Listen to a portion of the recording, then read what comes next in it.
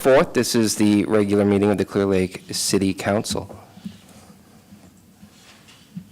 Madam Clerk, can we get a roll call? Councilmember Slotin? Here. Councilmember Purdock? Here. Councilmember Kremer? Here. Vice Mayor Overton? Here. Mayor Claffey? Here. Vice Mayor Overton, would you lead us in the pledge? I pledge allegiance to the flag of the United States of America and to the republic for which it stands, one nation, under God, indivisible, with liberty and justice for all. If you'd all remain standing for a moment. Recently, we lost our former mayor, former police officer here in the city of Clearlake, Stanley Nick Bennett. He, upon graduating high school, joined the Army, was honorably discharged from there, and then joined the South San Francisco Police Department. And eventually, in 1996, he became a Clearlake police officer. He joined us as a patrol sergeant and retired in January 2002. He returned as a background investigator for the Clearlake Police Department in August 2002, and in 2012, Nick transitioned to oversee the investigation unit as a sergeant until his final retirement in August 2015. Then he foolishly joined the City Council on May 19th, 2016, where he did a lot for this community. He served 3 years on the council until he resigned for health reasons on May 9th, 2019. And he was mayor from January 1st, 2019 through his resignation date. I know we all have fond memories of him. Let's have a moment of silence, if we could.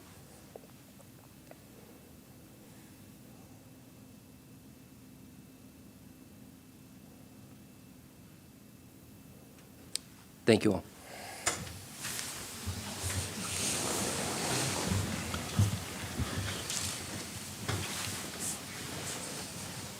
Mr. Flora, any changes to the agenda today?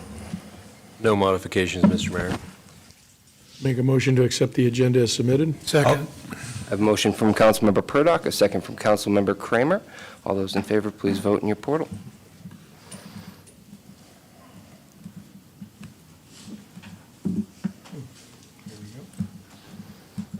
Aye.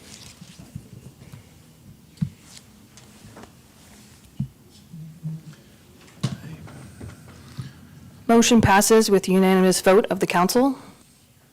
Thank you. Moving on to presentations. First, I have a proclamation here declaring April 2024 as Sexual Assault Awareness Month. Whereas in 2023, Lake County agencies responded to the needs of 390 sexual assault victims and their significant others and/or family members, and whereas no other person, organization, agency, or community can eliminate sexual assault on their own, and the partnership between public and private Lake County agencies is invaluable. And whereas child sexual abuse prevention must be a priority to confront the reality that children are being abused. 1 in 6 boys and 1 in 4 girls will experience a sexual assault before the age of 18. And whereas Lake Family Resource Center has been instrumental in leading the way in the County of Lake in addressing sexual assault by providing 24-hour hotline services, continuing support, advocacy, and accompaniment to victims and survivors and their significant others. And whereas ending sexual assault in Lake County must include active public and private efforts to speak out against sexual violence. And it is time for all of us to start conversations, take appropriate action, and support one another to.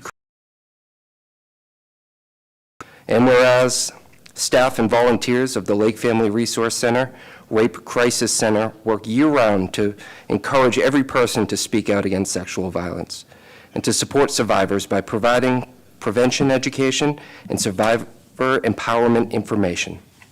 And whereas the Lake Family Resource Center and the District Attorney's Office, Victim Witness Division, local law enforcement agencies, hospitals, and schools have set an important example of how forging collaborative relationships improves the quality of service for those impacted by sexual violence.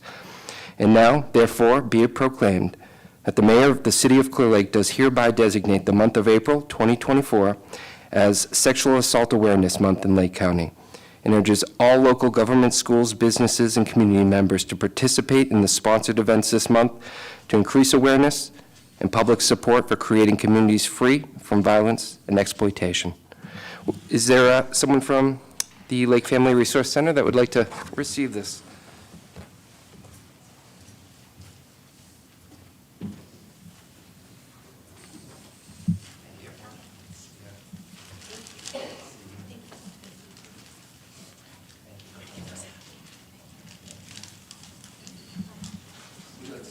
Yeah, I got a little something. Hi, you guys. Thank you so much for this and for having us here and the proclamation. Also, thank you to Clearlake Police Department because you're really wonderful partners with us and allowing us to be there for our survivors. We really appreciate it. So this year, the Lake Family Resource Center and Rape Crisis Center has answered and responded to over 125 crisis calls. We have provided over 2,000 direct services to 62 clients, and our youngest survivor was 3, and our oldest one was 72. So it's, it's happening a lot. So we have a couple events going on in April for awareness. We will be at the Woodland Community College on April 18th for their Earth Day event from 11 to 3. Jitterbean and Susie Q's Donuts will have sexual assault awareness coffee sleeves on all their coffees for the month. And then we have Denim Day on April 24th. So for those who may not know, Denim Day started because the Italian Supreme Court overturned a ruling because they said a girl's jeans were too tight. So she must have consented and helped take them off. So it couldn't be rape because she helped with that. She didn't. So we wear jeans to show that your denim doesn't mean your clothes don't mean you consent. So that's what we got going on today. So this week or this month. Thank you so much. Thank you. Thank you. Thank you so much. Thank you so much for all you do. Thank you. Catherine has some pins for you guys. Thank you.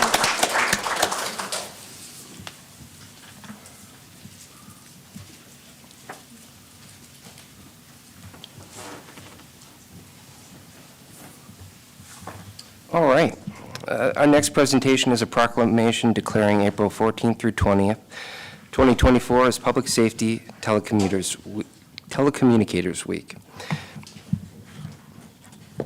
Whereas emergencies can occur at any time that require police, fire, or emergency medical services, and whereas when an emergency occurs, the prompt response of police officers, firefighters, and paramedics is critical to the protection of life and the preservation of property.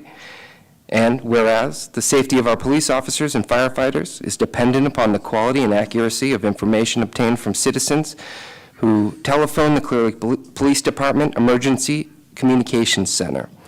And whereas public safety telecommunicators are the first and most critical contact our citizens have with emergency services. And whereas public safety telecommunicators are the single vital link for our police officers and firefighters by monitoring their activities by radio, providing them information, and ensuring their safety. And whereas public safety telecommunicators of the Clearlake Police Department have contributed substantially to the apprehension of criminals, suppression of fires, and the treatment of patients. And whereas each dispatcher has exhibited compassion, understanding, and professionalism during the performance of their job in the past year. Therefore, be it resolved that the City of Clearlake and this Clearlake City Council declares the week of April 14th through 20th, 2024, to be National Public Safety Telecommunicators Week in the City of Clearlake, in honor of the men and women whose diligence and professionalism keep our cities and citizens safe. Chief? Do you have some folks who...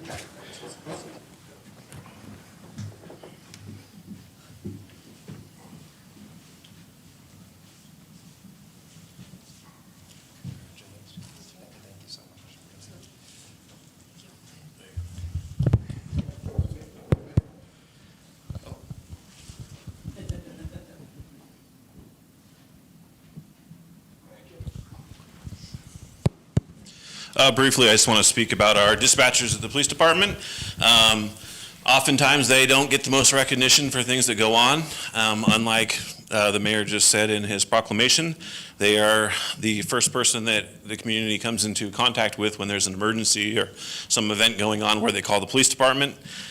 So they're a vital link in what we do and getting officers to the locations.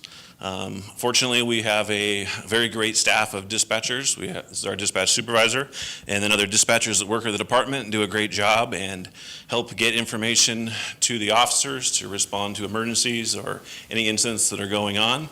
And just want to make sure they all know that we appreciate the work they do, and we're glad they work for us.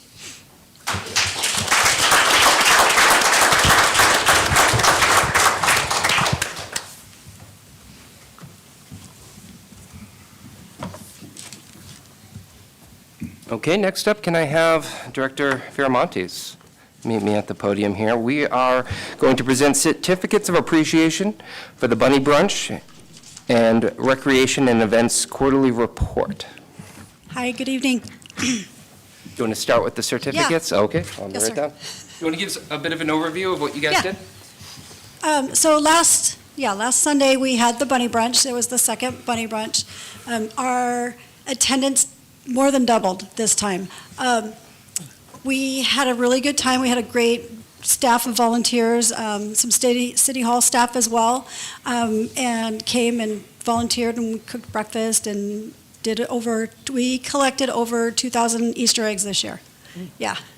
So the community really pulled together and we all got it done. So,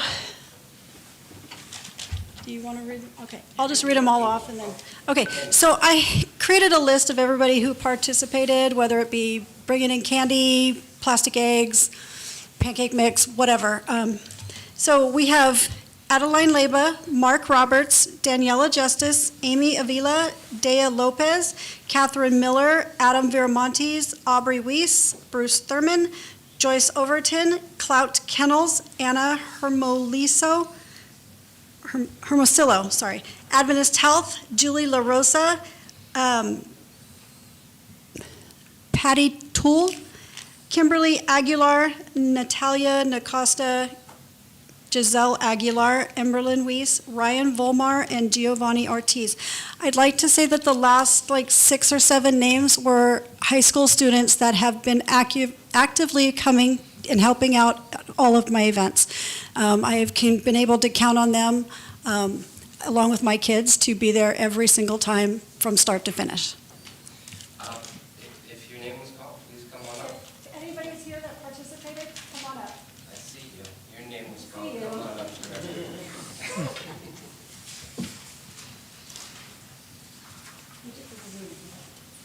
So I want to say that she donated the balloon arch that you'll see in one of these pictures. It was just beautiful. She donated it, put it all together, and let us enjoy it.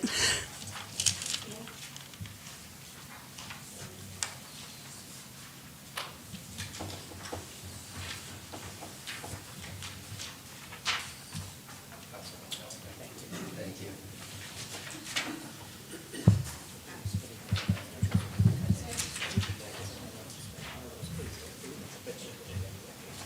Go anywhere you have.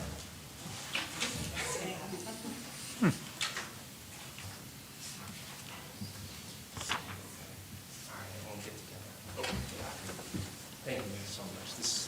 The more we do events like this, the better our city is.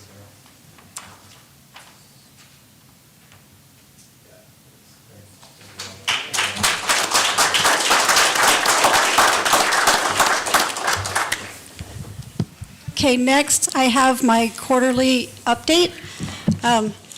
You'll see that I wasn't very busy at all. Okay, so during this presentation, we're going to talk about the first intercession camp, the fact that I was two-time scholarship recipient. We're going to talk about bingo nights, the Bunny Brunch, Clearlake Cleanup Day, the Teen Alliance Program, Junior Giant signed-ups, and the most exciting, the new Youth Center logo. So back in February, during their 1 week, the schools had their 1 week intercession. So I put on a 3-day camp, and we did quite a few things. I got to sit down and talk with the kids, kind of get their ideas of what they want to see at the youth center. We had 10 kids, and they were fun. So here was one of the days that we made jewelry. It was supposed to be just a couple-hour thing. It turned into like 3/4 of the day because they didn't want to stop. This is another day where you can see that we painted, and they're very talented. Some of the kids were very talented, and they really enjoyed that. This is a letter from the CPRS, which is the California Parks and Recreation Society. I applied for a grant, and instead of them dispersing the $500 to 2 or 3 agencies, I got the whole thing. They liked our story, they liked what we were doing, and they wanted to contribute to, making it better. This was our first bingo night. I learned a lot that night, had a lot of fun, and we're going to start doing it once a month on the second Saturday of every month, except for in December, because that gets kind of, crazy. The second annual Bunny Brunch. This is some of the pictures from the event. We had a lot of kids this year. Adventist Health brought all the bikes and stuff that you see in this pictures. This little boy actually won like 7 or 8 things. It was so funny. Yeah, he was so excited. Here's the balloons that were donated to us, and then the chair that Ryan Peterson made for us last year. And then my son took over the kitchen. We have this, it's supposed to say, oh, there it goes. I got scared. So Clearlake Cleanup is an annual event that's happening this year on April 27th. We meet across the street about 7:30. We give a little speech on safety, and then people disperse and go clean up areas of Clearlake. And then we meet back, and then this year Blue Zones is partnering with us, and they are providing a box lunch for everybody. Here is our new Clearlake Youth Center logo. We should be able to have t-shirts and stuff soon. I was trying to have one available tonight so I could wear it, but it wasn't ready. But this is going to be our new logo. Hopefully we can get a sign on the outside of the building, and then, different stuff that could display our logo. And that's it. Any questions? Great job. Thank you. Any questions from council? Thank you very much. Yeah, you're welcome. Great job, Tina.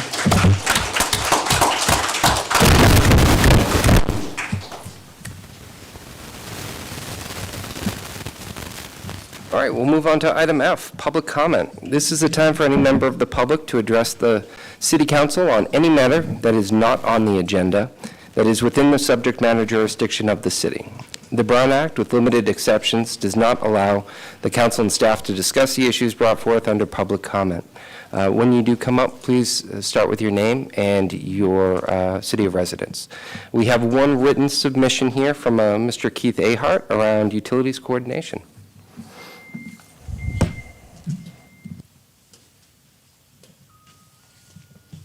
Good evening. I'm Keith Ahart with Golden State Water Company, and I'm here tonight because I would like to provide, I'm going to read this because I get nervous and I stutter a lot. So I would like to provide information related to a statement made in Lakeco News article about tonight's council meeting. It was stated by Mr. Flora that coordination with the 3 separate water districts has been a significant concern. I would like to point out that the 3 separate water companies meet monthly with Lower Lake Water and the Fire District to coordinate our efforts and identify improvements to better serve our community. In the past, City Council staff was invited to these meetings, but based on lack of attendance, we dropped them from the invite list. In addition, we attend utilities coordination meetings hosted by the city's Public Works Department. Mr. Flora does not regularly attend these meetings. Also, on top of that, all 3 water companies have provided electronic GIS maps or bit maps or whatever they're called, to the fire department to overlay, so that they can see the boundaries of all the water companies and where they overlay. This would be useful for fire suppression, but it can also be used to determine, what is available for developments as they come up. We as a group have on more than one occasion requested to be added to the invite list for the city's planning meetings with developers to address the water and fire-related needs for I'm still stuttering. For proposed developments. This has not occurred to this point. Coordination amongst water companies and the fire department is not a concern. It appears to me that the concern lies with the city coordinating with the water companies and the fire department. We would like again to ask that the city include us in the planning of development so we can better address any concerns early in the planning process. That's all. Thank you. Thank you. Thank you, Mr. Ahart. Anyone else in the chamber? Anyone else in the chamber would like to make a comment? Please step forward. Seeing none, Madam Clerk, are there any comments on Zoom? There are no comments on Zoom. Would you guys like a copy of that map? Yeah, sure. If you could bring that up, that'd be great. All right, I'll bring it back to the chamber. Last call. If not, Would you like one? we will move forward to our consent agenda. Just want to hand it to Mr. Flora, and we'll pass it along. Thank you.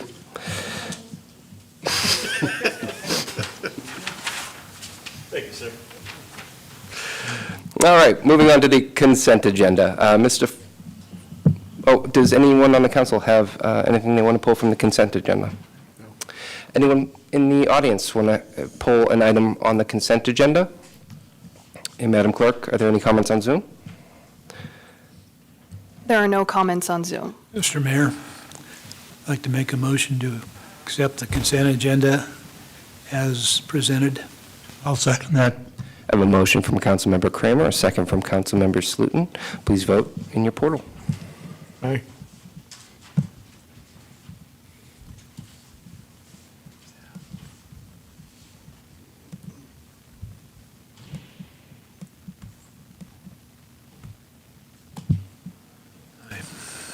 Motion passes with unanimous vote of the council. Thank you, Madam Clerk. All right, moving on to item 8, consideration of second reading of ordinance number 269-2024, updating Clearlake Municipal Code Section 3-5, and possible further discussion of fire mitigation fees. Mr. Flora. Thank you, Mr. Mayor, council members. So normally, second reading of an ordinance, we just put on consent, but because of, I guess some of the issues around this particular discussions we've had over the last few meetings related to this, we thought we would, have a business item and talk about it a little bit more. So currently what staff is recommending is to go ahead and adopt the ordinance, do the second reading. Just for everyone's recollection, the change in the ordinance does not include changing the fees. It just changes the authority of, or the action changing the fees is moved from the ordinance to an action taken by resolution. And so at some point, the council would need to adopt a resolution with any fee changes related to the fire district. So we've had some discussion since the last meeting with the fire district, and Mayor Claffey was involved. And what staff's recommending at this time is to hold off on adopting any changes via resolution until there's interest in, kind of initiated by Supervisor Sabatier, but kind of a countywide group of agencies to talk about fees and the impact on construction. And so our recommendation is to kind of hold off on taking any action other than you can go ahead and do the second reading of the ordinance, and then direct staff to be involved in that coordination and kind of see where it goes, and then come back for further action. So if there's any specific questions about anything else kind of related to the process or whatever, be happy to address them. Thank you, Mr. Flora. Any questions from the council? Just, Mr. Perda? Mr. Flores, so if you could you just, for my education, give me an idea, a timeline on how you might see this proceeding, when we might be able to convene that meeting, Supervisor Sabatier is recommending, which I support, and then we might have a resolution to this entire issue. Well, I don't know that there's been I haven't seen a specific date proposed, but my understanding is sometime here in April would be the intent to have this meeting. The Board of Supervisors is going to be picking, having kind of the first sort of workshop on this in the next couple of weeks, I believe. Those hearings have already been noticed the same way that we did it. Supervisor Sabatier was going to try to make it tonight, but he's in. He is here. Oh, he is? Okay, he made it. So I don't know if there's anything that he wants to add as far as the coordination on that. I haven't seen a specific date yet. My understanding is the intent was to do it still in April sometime. Okay. And when do you think this might all be wrapped up and concluded? Best guess, I mean, I think, before the end of the fiscal year? it kind of depends on the discussion, but I mean, it easily could be done before the end of the fiscal year, I think. Thank you. Any other questions from council? All right, we'll open up to public comment. If you'd like to ask a question or make a comment, please come forward. Chief? Good afternoon. Thank you for letting me speak.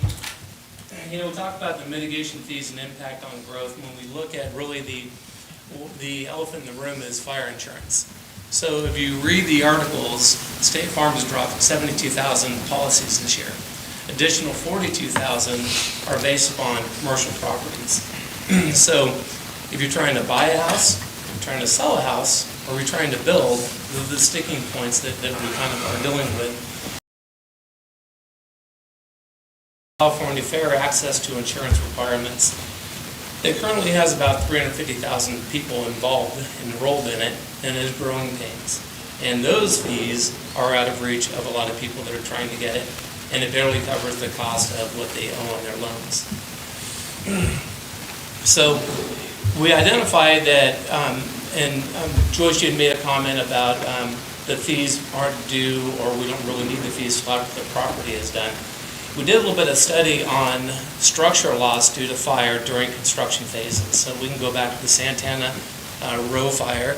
They recently just had one in Sacramento, and I do have some handouts for you. So there's a tremendous amount of potential loss of that new development. And we look at like our Canoptag Gardens. That is in stages, and we actually require them to have fire watch because of the potential fire danger there. So those buildings under construction until they're done are really a critical asset that can be ignited and a huge dollar loss to both the city, the developer, and insurance companies. So I know the fire chiefs have been working aggressively at all different levels to address the issues with fire insurance. And a lot of that is based upon, some of that is your ISO rating. So Lake County Fire has achieved a 4 and spent a great deal of work and effort. And we went from a 6 to a 5 in 2017 when we passed Measure D to staff Lower Lake. We went from a 5 to a 4 with buying used but new to us fire apparatus. Going to our emergency communication center bought us some points. And what's really impressive is our fire prevention scored a 30 out of 40 available points for fire prevention. So my fear is that if we don't have a chance to grow with the community, we're going to see that number increase, and then it's going to further drive insurance costs up or inability to insure your properties.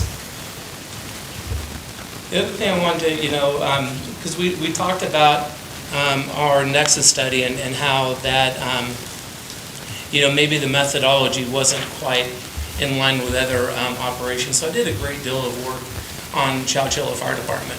Chowchilla Fire Department covers 7.6 square miles of city, and they have an auto mutual aid with Merced County Fire, which is a conglomeration of smaller departments as well as CAL FIRE with Schedule A fully staffed and Schedule B stations. It's auto aid for there. They've run 606 calls in 2023. That equals 1.7 calls every 24 hours. Lake County Fire ran 5724, which equals 15.6 calls every 24 hours. Astronomical. They don't provide EMS services. They serve a population of 18,000, which is including the prison. They are completely funded by the city, and they recently had a measure passed that covered public safety for law enforcement and fire service. So when we look at, matching and making sure that we're matching item for item is what those communities have to serve. Also, Chowchilla has little to no wildland-urban interface. Their fire severity zone is a minor to moderate. 100% of the Lake County Fire District sits in a very high severity zone. And you look at the fire severity zone map, and what it does is it's based upon a 50-year history, and the projected 50 years is going to be from now. So this identifies Chowchilla and what their ratings are. This identifies our area of high severity. So what they say is over the last 50 years, we haven't done due diligence with fuel reduction. And so they said with that, everything is a very high severity. In the next 50 years, they'll evaluate what we've done and sustain those fuel reduction projects so we don't have catastrophic campaign fires such as the Camp Fire, the Valley Fire, and so on. So that ISO rating we're going to be stuck with for the next 50 years. Now, what Lake County Fire has done to address and combat some of the insurance issues is that we have a fire marshal. Autumn, would you mind coming up here? And she works very closely with the city and the county code enforcement. So we only have the authority to enforce the California Fire Code. We rely on code enforcement to address the Public Resource Quote Code 4290, 4291. And I'll have her give an overview of what we are doing singular, as individuals as well as working with our other fire chiefs to combat some of this stuff. So one of the main things I wanted to address is that I brought several projects to CLERC, which is Clearlake Environmental Research Center. Sorry, that's kind of a long one, but one of those projects was actually dated to start last week at Panorama Road in Lower Lake. I know out of your guys' district, but that's a very high fire hazard severity zone that had one way for egress. So that was one of my top concerns. We also have Noble Ranch and Windflower Point as fire-wise communities. We've drafted a local district CWPP, which is a community wildfire preparedness plan. And then we provide pre-inspections for the fire insurance LE100 model. The fire insurance companies made a home hardening checklist, which a lot of homeowners are having difficulties deciphering. So we offer that, and we offer that to anyone in the community. If you call and ask, we will do this inspection for you to help them have a better chance of maintaining their fire insurance.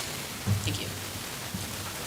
So kind of in closing, I know that we haven't addressed the resolution or fee scales for that, and I realize that is going to be somewhat of an impact.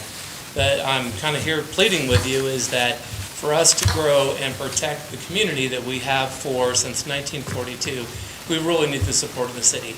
And Joyce, to your question, we talked about an ambulance in a garage, and I really want to press upon, even when you look at Chowchilla, they're building a new fire station that's going to be primarily for new development in the city of Chowchilla. The same with us as fire chiefs, as we look at new stations, it's that response time that we look at, that there's going to be new development with new road traffic, pedestrian traffic, infrastructure, is we try to reduce those response times.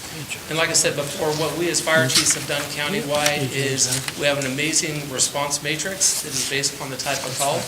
We've reached out and have established written auto mutual aid agreements with Mendocino County. Mitch Franklin's the op area coordinator for Mendo. Eric Zane is the op area coordinator for Yolo County, and Jeff Gilbert is the op coordinator for Colusa County. And over the years, we have that, like I said, it's about 70 fire department agreement to address our shortages. So, like I said, I'm hoping that we'll take that into consideration when we look at those fee scales.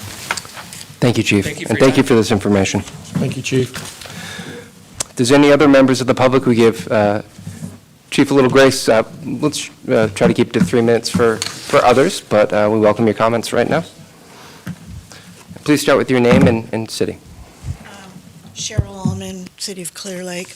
I just wanted to ask if we're working with code enforcement, because I know I just put in a code enforcement fire hazard today. So is that something you reach out and participate with? Yeah, so a lot of times, and I can speak about this as well. So what we try to do is, remember, we only have the California Fire Code that talks about fire hazards, whereas the Public Resource Code gets to deal with the blight vehicles and those other debris that are combustible, flammable. So Autumn does work in coordination with the city and the county code enforcement, and a lot of times those letters go out from both agencies. So those are our only teeth, whereas the city code enforcement, county, they have the Public Resource Code that is far more aggressive. And Any other comments here in the chamber?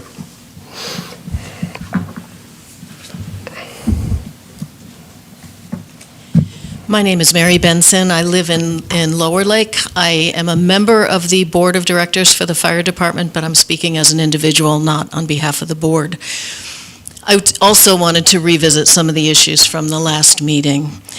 There's a guy named Tom Nichols who wrote a book called The Death of Expertise, and in it he's lamenting the turn in our society away from experts and away from appreciating their knowledge. And we had a situation at the last meeting where a member of our council and staff were second-guessing our experts and doing their own research. And I just wanted to point out that our chief has been answering calls in this community since before some of you were able to read and write. And he knows this community intimately. And to be questioning his forecasts and his budget expertise when he's been doing that probably since before some of you were driving, I think I just want to bring to your attention that we really ought to be expecting or respecting the expertise that was brought to this council, and also to be respecting the expertise of the consultant that we hired under the terms of the Mitigation Fee Act.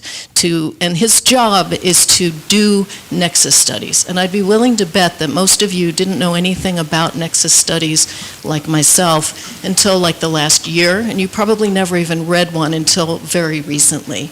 And okay, good.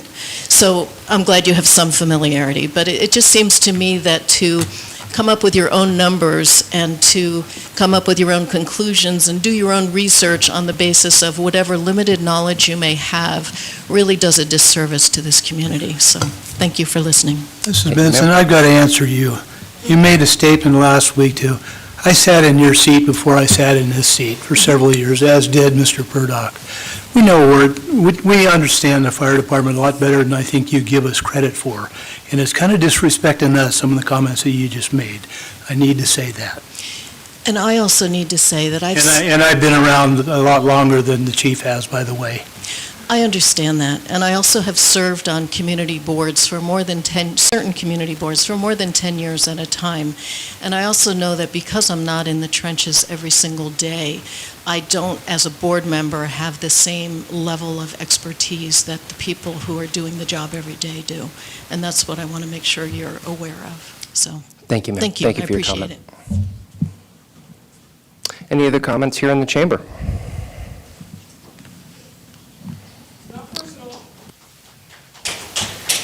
All right, seeing none, any comments on Zoom? There are no questions on Zoom. Well, we have Dimitri on Zoom. I don't know if you want to allow him to. Would you like to make He a does comment? have his hand raised. Yeah, let's bring Dimitri. Dimitri, you're there?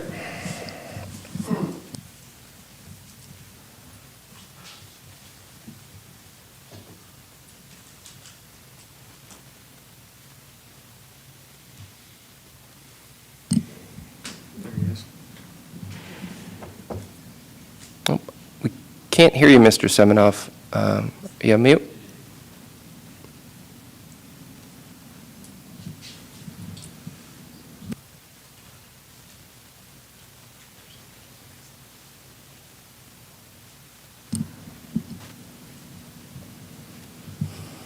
Still no audio coming through for you, Mr. Semenoff.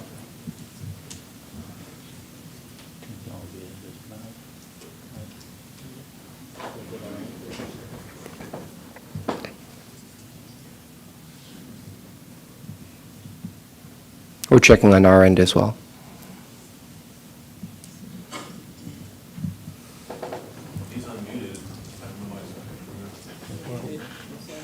screens here, right? City attorney can hear him talking, so it has to be on our end probably. So potentially our speakers turned on?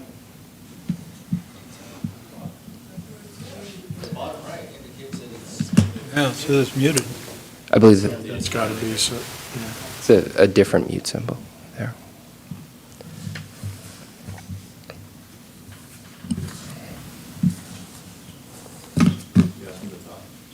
Mr. Seminoff, can you speak now? Okay, not yet. There it goes. Okay, try now. That's for us, that's. No, that's not it. Sorry, sir.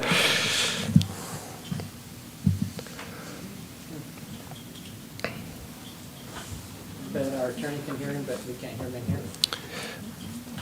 Is it Mr. Jones? Mr. Jones, can you speak if you're able to unmute? Just-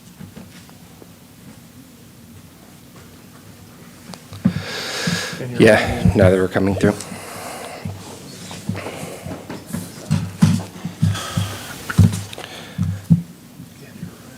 What is it on the bottom over there? That doesn't have any. If we turn that on, we get feedback.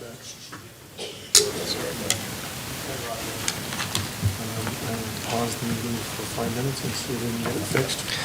All right, folks, we're going to take a 5-minute recess while we try to work this out. We do want to hear from Mr. Seminoff, so we will be back at 6:47.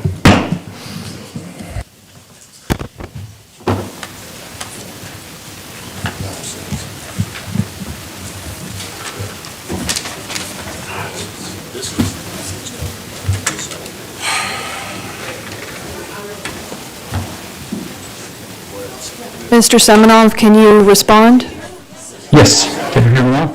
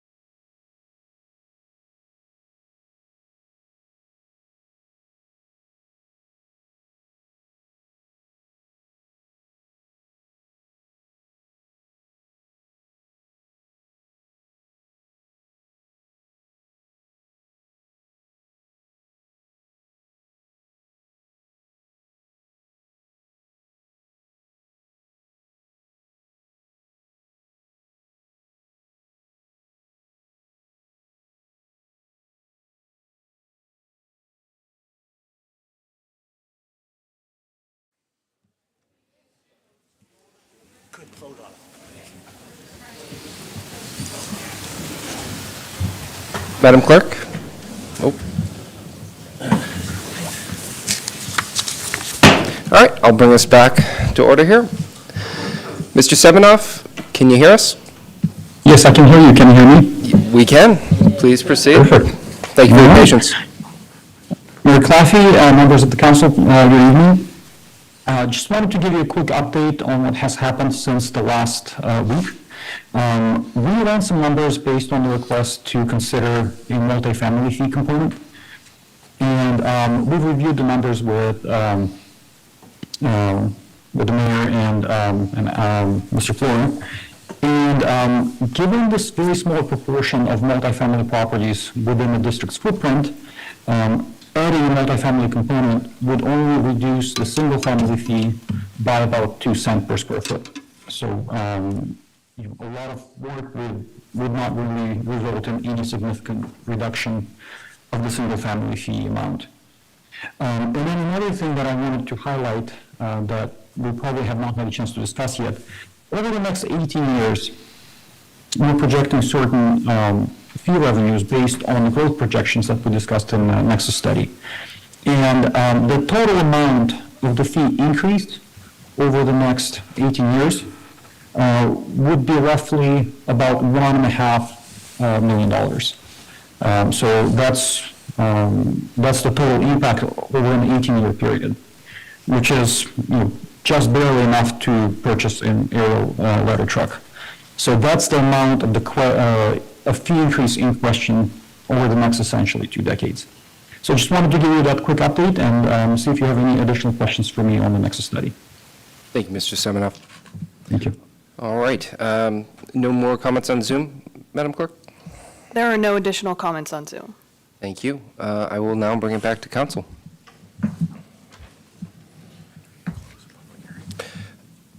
I am now officially closing the public hearing, if that is so required. Thank you, Councilmember Burdock.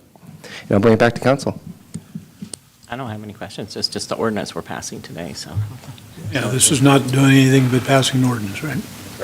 Ready for a I'd motion? like to make a motion, Mr. Mayor. If I may, Oh, please. to hold the second reading of ordinance number 269-2024, read it by title only, waive further reading, and adopt the ordinance. Now I've got to go find and that ordinance would be ordinance number 269-2024, an ordinance amending section 3-5.8 of chapter 3 of the Clearlake Municipal Code, establishing the rate for the fire mitigation fee by city council resolution. Second.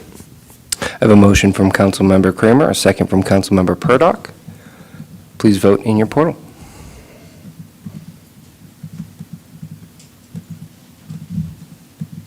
Aye.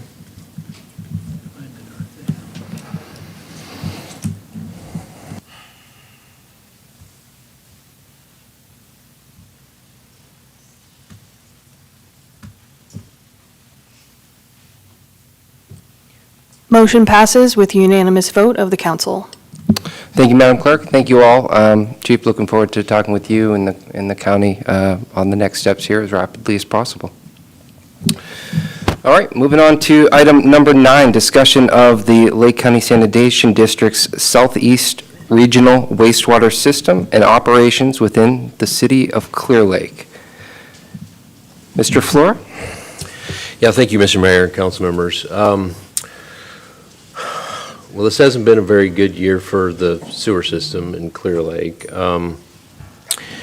And so that's, kind of what has initiated some of this discussion. There was a request last time to talk a little bit about the Canocti Gardens project, and so we didn't create a separate item for that. It kind of falls under all this. So I'd like to start by giving a little bit of an update to the council on that. Per your request, I did invite Special Districts Administrator Harder to attend, but he had a conflict, so he's not able to make it.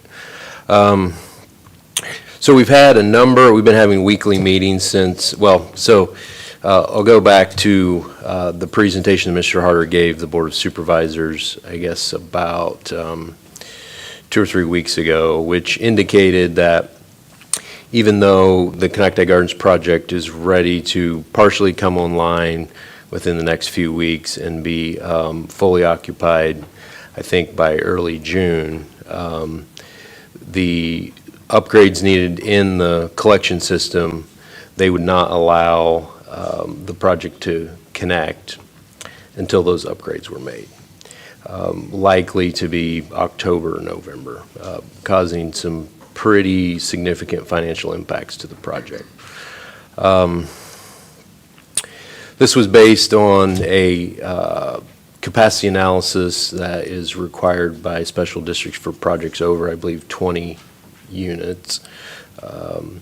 And, you know, that for, I'm not sure all the reasons, but wasn't completed until draft report was received, I think, in early February, maybe late January. And that report indicated there's 2,200 feet of pipe in the collection system that would be over capacity as a result of this project. Well, a small portion, it actually says that the area is over capacity with or without this project, but so they do a dry, and I probably shouldn't be getting to this engineering stuff too much, but I've learned a little bit more about this than I really wanted to. So they do an analysis on in dry season and wet season, and so they have a standard of 50% capacity in the dry season, and as I understand, it's kind of largely a result of there's a significant amount of infiltration into the collection system in the wet season. Some other utilities have a little bit higher threshold than that, but nonetheless, this project, well, it's exceeding 50% now. This project causes that section of the system to exceed a little bit more, and so there's concern about, you know, sewage spills in the wet season. So, you know, some issues there. I mean, you know, you step back, it kind of goes back to the overall discussion we're having here, is that we have a lot of concerns in the system. They recently did 2022, they did a sewer model, and or updated their sewer model. And so, you know, this is a section of the collection system that is a problem with or without development. Our understanding was there weren't significant areas of concern in the city for the collection, other than the Highlands Harbor area, which, you know, has spills almost every time there's a significant rain event.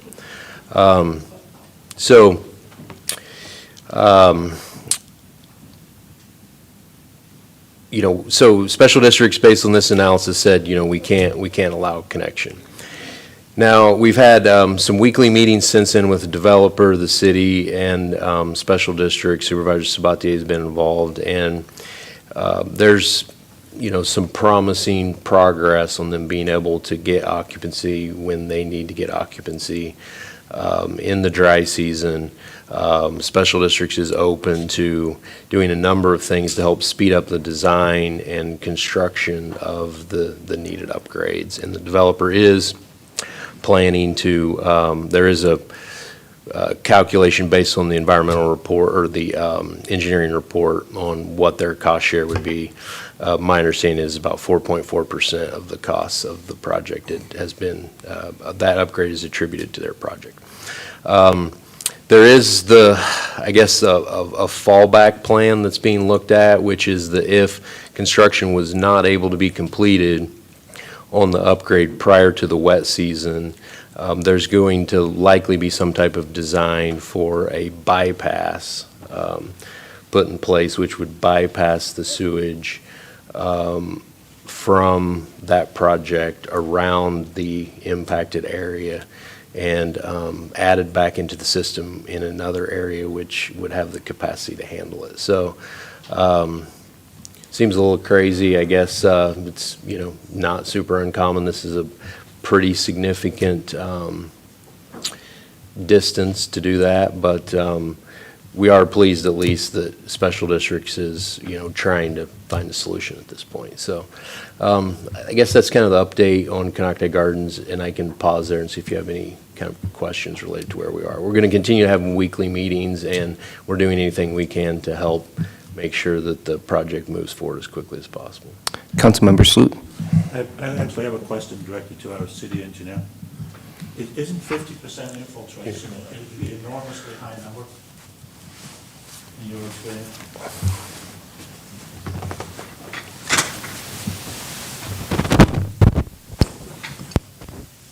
I'm sorry, I was on my way up, I didn't hear your question. So the way I understand is that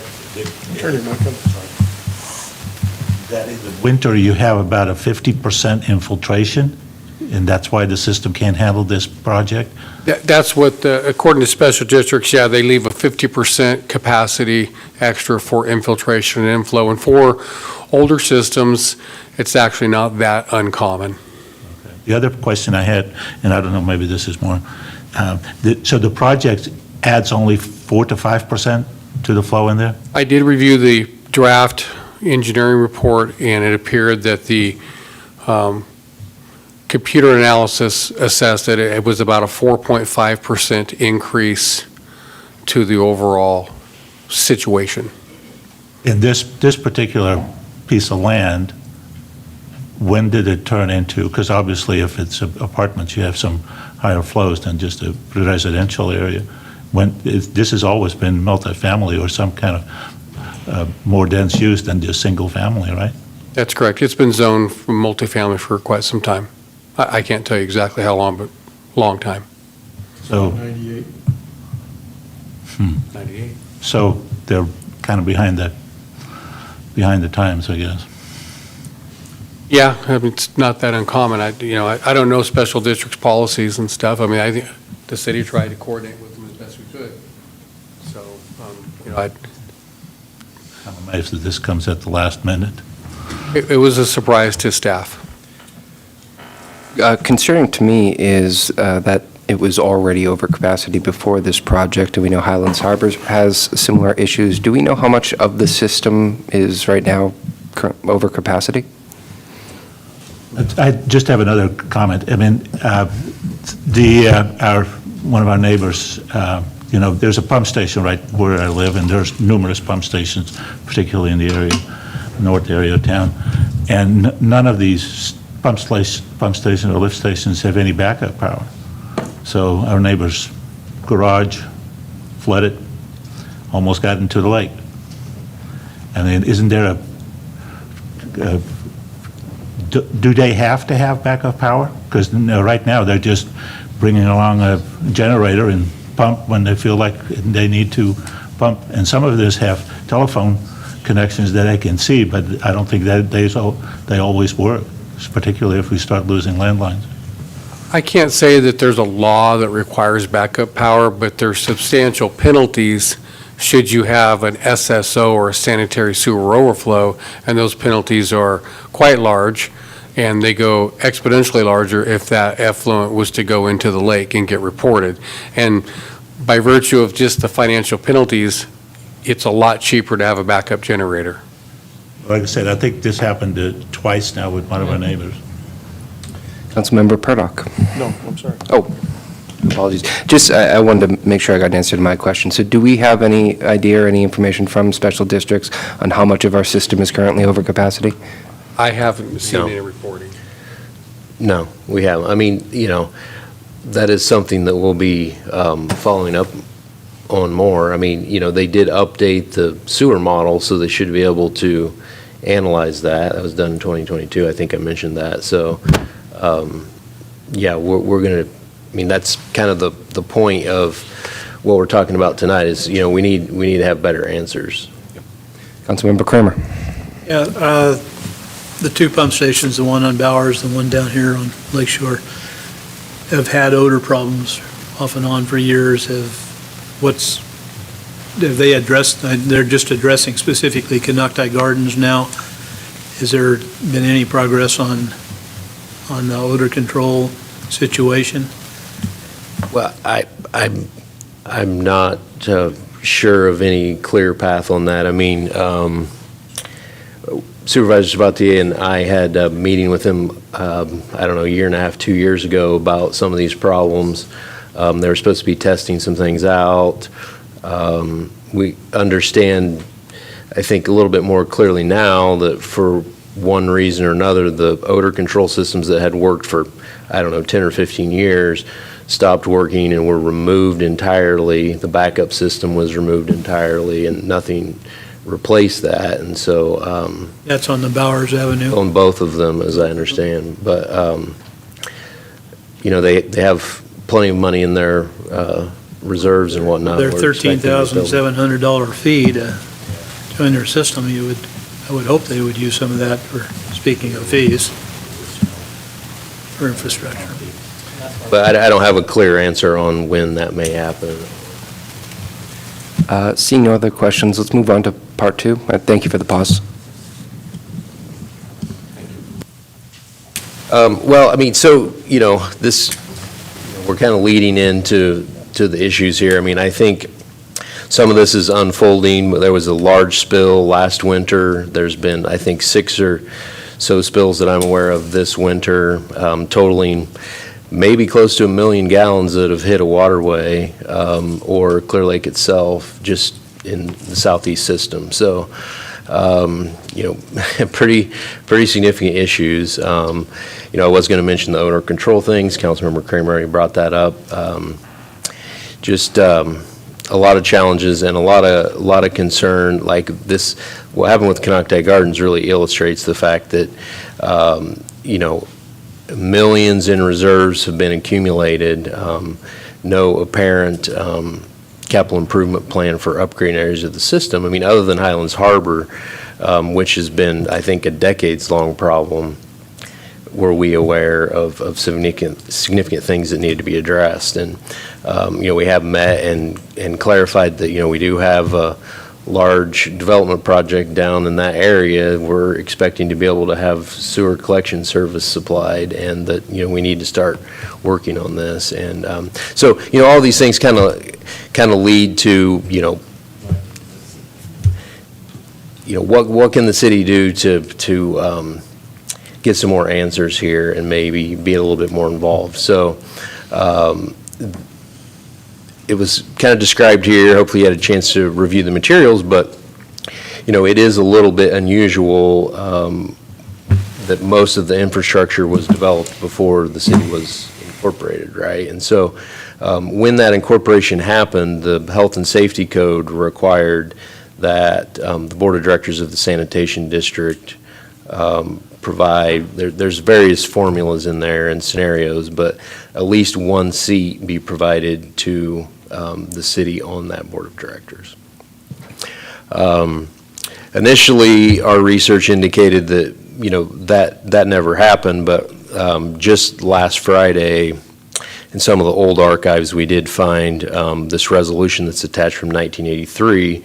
There's no staff report or anything included in the file, but clearly the city was aware at the time of this, and there were some discussions prior to this resolution. They ultimately decided that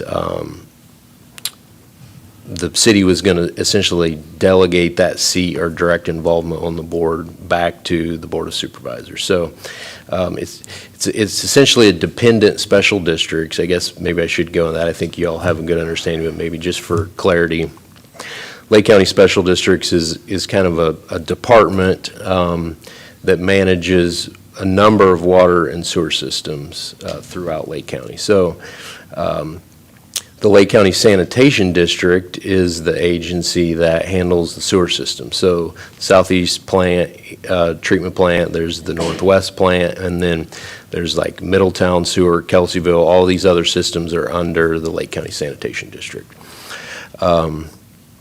And they don't have, I mean, it's a separate legal entity, but the board of directors is the Board of Supervisors, so it's a dependent special district. But there are some other examples of situations where, there's another board seat provided, like the housing authority for the county has another public member seated with the Board of Supervisors. So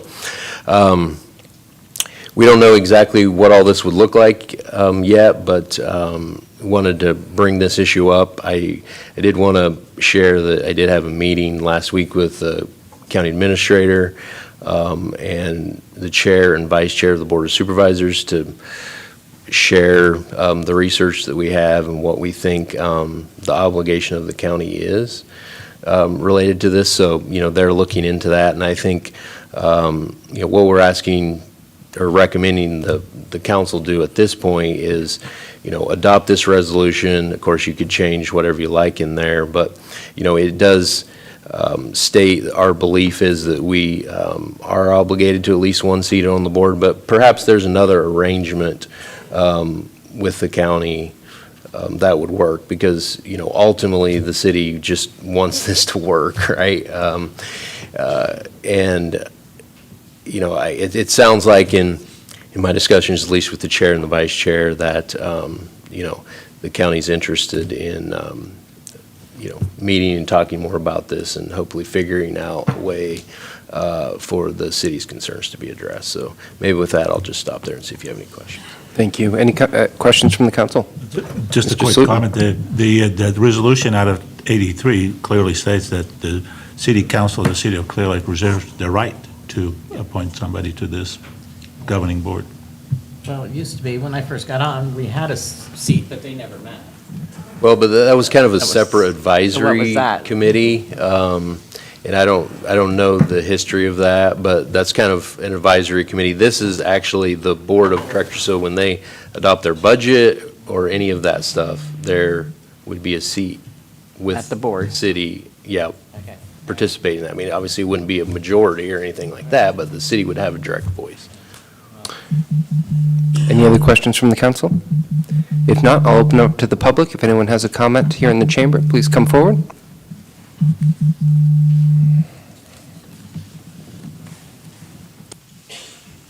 Good evening again. Keith Ahart, Golden State Water Company. I do have a question concerning Canocti Gardens and the infrastructure that was needed. If Lake County Special Districts and Highlands Water Company would have been in the planning stages before they started building, would they not have had enough time to have the infrastructure, in place by now? Good question. City Manager Flora, what was the timeline for special districts' involvement in that project? They both were involved. And, well, I don't have the dates on top of mind right now, but I think, we first saw a site plan on this project back in 2020. And, the issues with Highlands that you brought up is a great example, because we did coordinate with them a number of times. There were upgrades for fire flows that were needed to Highlands' system, and they were able to figure out a solution. We sat in this room a number of times and figured out a solution that they were able to accommodate. Unfortunately, even though the plans were signed off by special districts, this capacity analysis didn't happen until a few months ago. And so, the reaction that we were given the whole time is it's a kind of a formality, it's going to be fine, but it wasn't. So. Understood. Yeah, I sat in on some of those meetings with Highlands, and it seemed to me that they had already broke ground when that came to light, the fire flow part. Was that not the correct? I don't remember the specifics on that. I think we knew that there was going to need to be upgrades made well before they broke ground. There was a lot of different ideas exchanged because they didn't like what was initially proposed and the cost of it, and there were some other scenarios that were identified, but I believe there was clarity. General Manager Davis is here, he can address it if it's important to this, but the point here is that the issue was identified and we were able to work through it before it was time for occupancy, which is a big difference with the sewer. Understood. I was just getting back to the earlier point with coordination. If we're there early, we can act early. Everyone was involved early. All right, thank you. Thank you, Mr. Ahart. Any other questions or comments here in the chamber? Seeing none, Madam Clerk, any comments on Zoom? There are no questions or comments on Zoom. Thank you. I'll bring it back to the council. I think we need to move forward. I move that we adopt Resolution 2024-16 and authorize the mayor to sign. Read by title only, or? Read by title only. I'll second. I have a motion from Councilmember Slutin, a second from Vice Mayor Overton. Please vote in your portal.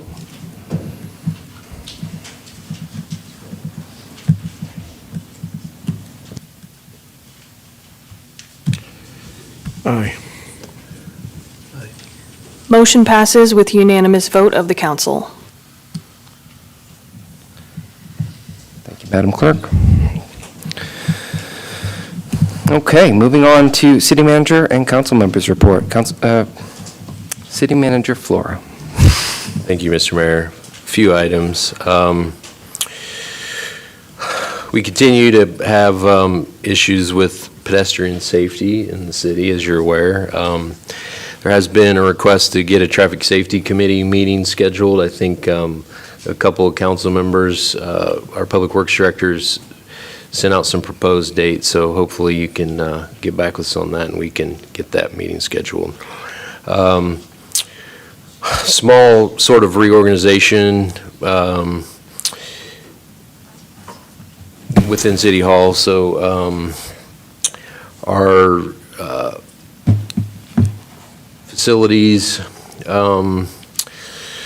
technician and Ms. Veramontes here have been under Administrative Services Director Swanson, and we decided to move both of those positions under Public Works and Director Leyva. So a lot of coordination with parks for Ms. Veramontes, and so we felt like that makes sense, and there's just kind of a better fit between facilities and public services, and there's some additional work that I'm wanting Director Swanson to work on related to leadership and kind of building our team at the city. We have started contract negotiations with our middle management unit, as well as our Police Officers Association. So just had one meeting so far, but just wanted to let the council know those contracts are up at the end of this fiscal year. So we'll be working with them, of course, bringing something back to council. Just a reminder to the community that, you know, as it gets warmer, weeds are growing a lot, and it's time to get on clearing your lots so you don't get notices of violation or any citations. Quick update on Golden State's rate proceeding. Just got some notifications this week, I believe, or in the last week, that a new commissioner was assigned to the case, so no big things there. But the actual evidentiary hearings will be starting on that, I think, in May and June, so we'll keep the council updated on any information received from that.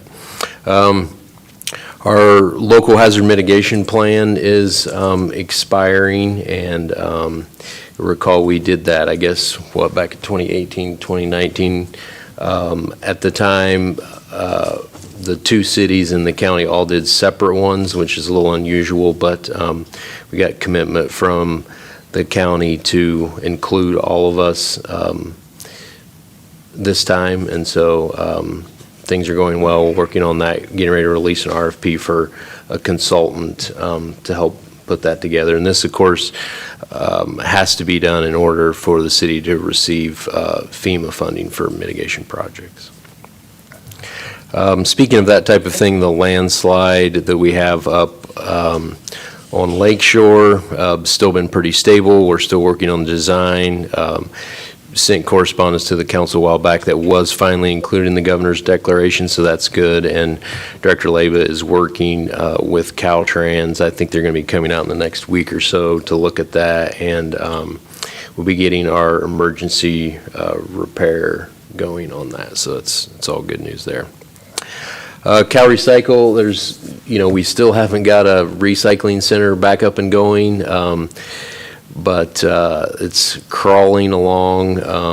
Just got some hopefully final little things from Cal Recycle about the application, that it's actually taken so long for them to approve it, and they don't accept electronic documents, that some of the lease that we put together last July is about to expire, so we have to extend that so that they'll actually formally sign off on it. So hopefully that'll be rolling soon. That will be located up at the landfill, or just outside the landfill.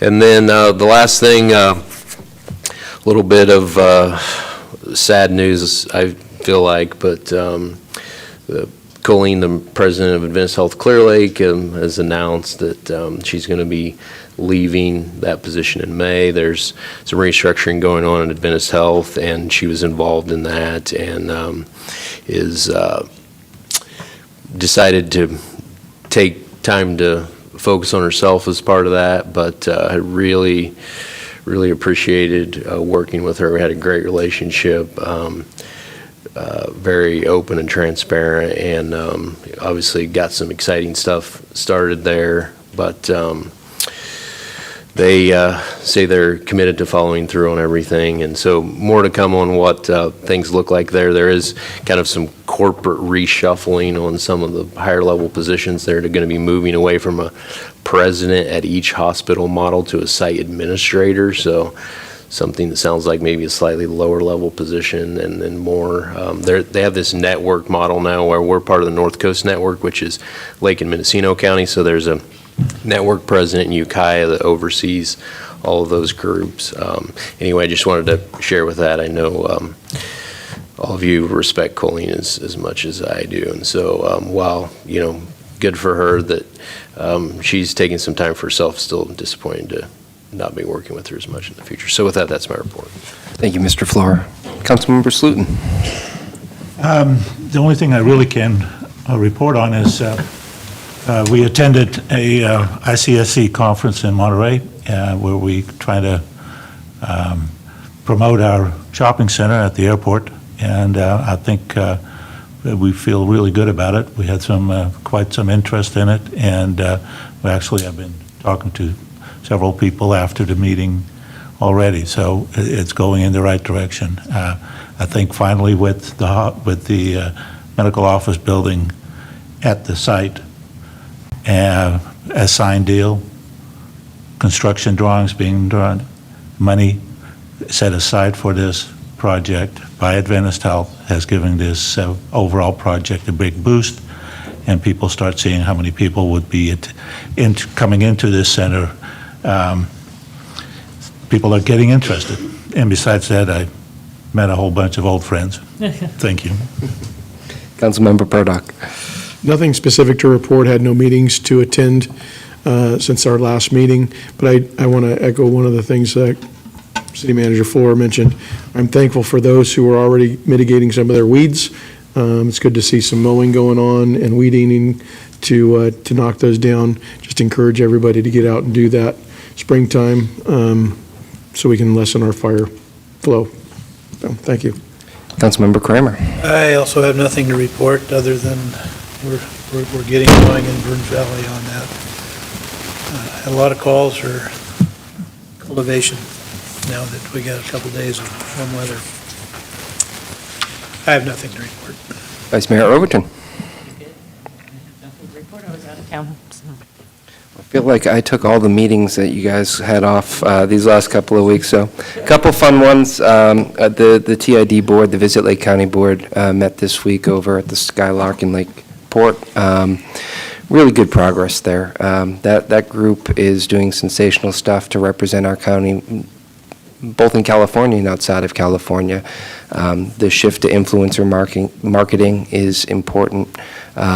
The work that they're doing with Book Direct, so we can have real-time data on the value of the campaigns that they are running, is really helpful and help guiding them towards more productive campaigns. The other fun one was the Recreation JPA meeting that we had. No do-over. Great. I think there's still a lot of potential with that group. We've shifted a bit and we've focused in the short term on some programming, but long term, given the makeup of that group and all the passion that they have around doing something collaboratively here in the county, I think there's a lot of good stuff that's going to come from that group in the coming weeks and months, so probably months more than weeks. But I just wanted to highlight the great work being done over there. PEG TV, we had our meeting recently looking to upgrade some of the equipment out here at Austin Park for the concerts. Again, no crowd surfing. Director Viramontes, as good as the speaker system is, that is not allowed. And then finally, ICSC. I got to see Councilmember Slutin and City Manager Flora in action, and my goodness, we have great representatives for our city, and talking with some of these developers and understanding their pain points and really trying to figure out a way to make development here attractive. So thank you for all the work you both did. And with that, we'll move to future agenda items. Anyone have anything? Seeing none, we are going to move to closed session. Thank you all for joining us today, and we'll see you